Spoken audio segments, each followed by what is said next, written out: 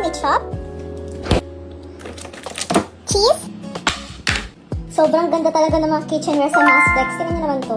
Tapos yung chopping board na pinadala nila. Sobrang ganda. Sobrang Latina. Sobrang ganda ng karne. Pulang-pula. Fresh!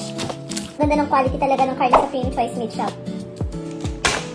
Alam niyo itong gagawin natin? Perfect na perfect to kapag mag-movie night kayo or may sleepover kayo magbabarkada tapos nagkikrave kayo. So, bibilugin nyo lang yan. Katulad ng pagbilog niya sa'yo. Tapos, kapag nabilog nyo na siya, yan. Salpak niya yan dyan. So, after nyan, ilalapat nyo lang yan dito sa tortilla wrap nyo. Pag feeling nyo makapal, bawasan nyo. Yung sakto lang dapat. So, dapat ganito yung magiging itsura ng tortilla wrap nyo na may giniling na wala pang seasoning. First, maglalagay tayo ng wonga powder or garlic powder. Yan yung magpapalasa ng ground beef. Then, maglalagay naman tayo ng black pepper.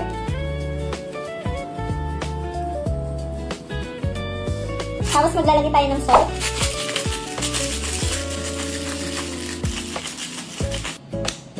Sabayan na natin ito ng manipis.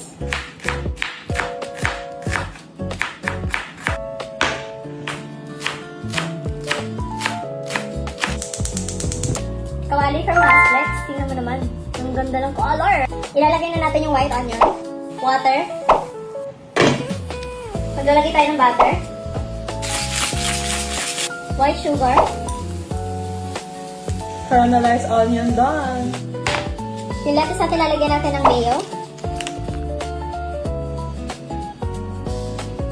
Na-try nyo na ba magpapak ng paprika powder tapos mayo and then lettuce? Sobrang sarap nito pabakin. Para siyang salad.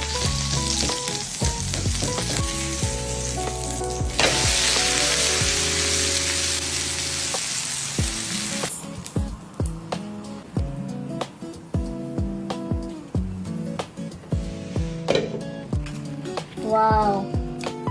Ooh la la!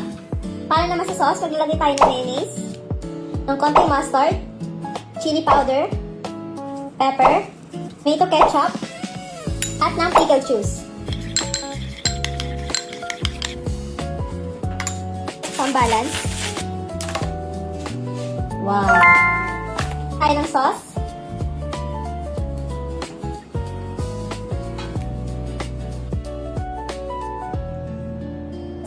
Alam nyo, ito pang may movie night kayo, talagang pag nilutuan nyo yung tropa nyo, yung boyfriend nyo, yung family nyo nito, naku, hindi na nila ito makakalimutan. Unique yung lasa nito, pati yung texture kasi crispy siya. Meron na kayong masarap na midnight snack, pambaon, or merienda. So, ito na ang ating smash burger taco. Sobrang sarap nito, guys. Cheers! Sobrang sarap. Oh my God.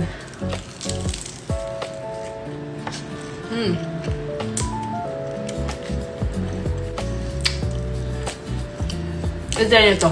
Sarap siya. Promise.